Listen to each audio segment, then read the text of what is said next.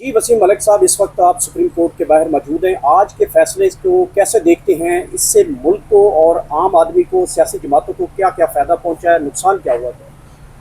अच्छा देखिए, आज आप जिस नैब तरमीम जो कि पीडीएम की गुज़श्ता गवर्नमेंट अदम एतमाद के बाद जो वजूद में आई थी, उसमें जो उसने कानून साजी की थी, उसे इमरान खान ने सुप्रीम कोर्ट में चैलेंज किया।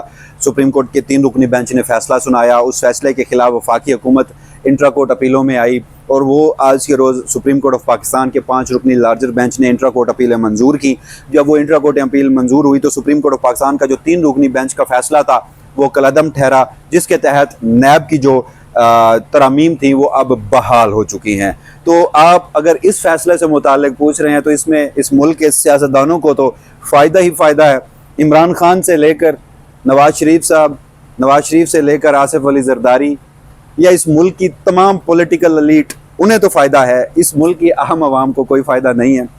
और बुनियादी तौर पर जिस तरह नैब माजी में पॉलिटिकल विक्टिमाइजेशन के लिए, पॉलिटिकल इंजीनियरिंग के लिए इस्तेमाल होता रहा, वो हम सब जानते हैं।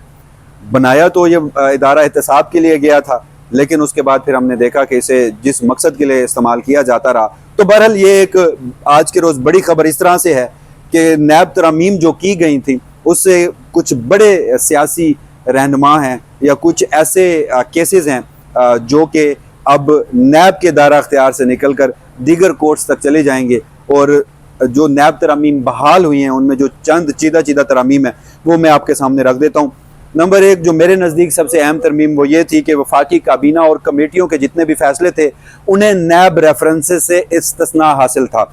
दूसरे नंबर पर यह था कि पहले ये होता था कि कोई शख्स, कोई मुल्ज़िम जब प्री बारगेन करता था तो उस प्री बारगेन के नतीजे में वो नाअहल तस्वुर होता था। तो इन तरामीम में उनकी नाअहली ख़त्म कर दी गई है। तीसरी बात यह कि पहले ये होता था कि जो बारे सबूत है वो मुल्ज़िम पे होता था, यानी नैब ने मेरे खिलाफ एक रेफरेंस बना दिया, अब मुझे ही साबित करना है कि मैं इनोसेंट हूँ, मैं मासूम हूँ। लेकिन अब बारे सबूत इस्तगासा पर चला गया है, यानी आप नैब हैं और आपने मेरे ऊपर कोई मुकदमा दर्ज किया, मेरे ऊपर कोई रेफरेंस बनाया है, तो अब बारे सबूत आपके ऊपर है कि आप मुझे करप्ट साबित करेंगे अदालत में।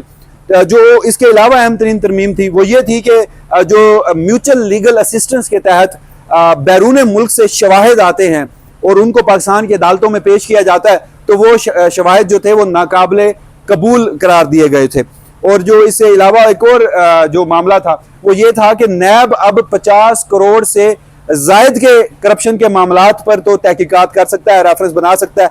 50 करोड़ से कम जो होंगे उस पर नैब का दायरा अख्तियार खत्म कर दिया गया है। तीसरा ये है कि कोई धोखाधड़ी और फ्रॉड का मामला है, आप और मेरे साथ हुए, हम 2-3 लोग हैं, 4 लोग हैं, हम नैब में पहले जा सकते थे, अब हम नैब में तब तक नहीं जा सकते जब तक हम 100 लोगों के साथ इकट्ठा फ्रॉड ना हो। तो बहरहाल इसके अलावा रिमांड से मुतालिक था, चेयरमैन नैब की तैनाती से मुतालिक था, चेयरमैन नैब की मुद्दत मुलाजमत से मुतालिक कुछ तरामीम थी। तो बहरहाल ये तमाम तरामीम जो है वो अब बहाल हो चुकी हैं। सुप्रीम कोर्ट ऑफ पाकिस्तान ने इंट्रा कोर्ट अपीलों पर फैसला जो है वो सुना दिया। अच्छा वसीम मलिक साहब, ये बताइएगा कि इस फैसले के बाद रात को जो खबरें गर्दिश कर रही थी बुशरा बीबी रिहा हो जाएंगी, तो इस फैसले के बाद आप समझ रहे हैं कि बुशरा बीबी रिहा हो सकती है? अच्छा, इस फैसले के ऊपर अगर कोई फ़र्क पड़ेगा तो इमरान खान और बुशरा बेगम दोनों से मुतालिक पड़ेगा। किसी एक फरीक को कोई ख़ास फ़र्क मैं तो पड़ता नहीं देख रहा, क्योंकि जो नैब का 190 मिलियन पाउंड का मामला है उसकी जो बुनियाद है, वो जिस एक ईंट पे वो पूरी इमारत कायम की गई है, वो ये था कि इमरान खान ने गालबन दिसंबर 2022 में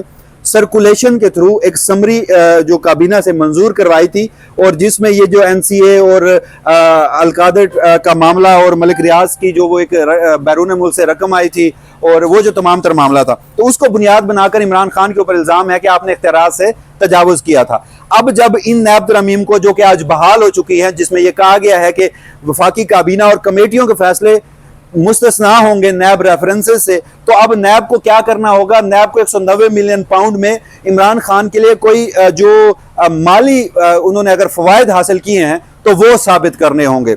और दूसरे नंबर पर जो एक तोशाखाना 2 है, जिसमें गालबन जो बचे जो कुछ वो उनके गिफ्ट से जो तोहफे थे उनके ऊपर मुकदमात बनाए गए हैं, अब उनके ऊपर इवेलुएशन उनकी कर रही है। अब मुझे एग्जैक्टली इस वक्त तक नहीं पता कि उनकी इवेलुएशन उन नैब के इस तहकीकात में, इस इंक्वायरी में, लेकिन अगर वो 50 करोड़ से कम निकली तो वो भी नैब के दायरा अख्तियार से निकल जाएगा। अगर 50 करोड़ से ज़्यादा उसकी एवेल्यूएशन है तो ऑब्वियस है कि फिर ये मामला अदालतों में जाएगा कि इसकी एवेल्यूएशन गलत की गई है। पीटीआई ये क्लेम करेगी कि इसकी मालियत जो है वो 50 करोड़ से कम है। तो बहरहाल कहीं ना कहीं ये जो अमेंडमेंट्स हैं ये इमरान खान को जो बहाल हुई हैं फ़ायदा भी हुआ, क्योंकि इमरान खान आज विन विन पोजीशन में थे। उनका एक मुद्दा था पहले दिन से, वो कहते हैं कि ये जो पीडीएम की गवर्नमेंट है इसने ये नैब तरामीम पर्सन स्पेसिफिक की हैं जिससे कोई तकरीबन 1100 अरब रुपए का फिगर इमरान खान बताते हैं कि इससे इनको फ़ायदा पहुंचा है। इन्होंने एनआरओ प्लस खुद को दिया है, तो उसी वजह से वो सुप्रीम कोर्ट में आए थे। सुप्रीम कोर्ट बार बार चीफ जस्टिस उमर अता बंदियाल की सरबराही में 3 रुकनी बेंच था, वो भी पूछते रहे।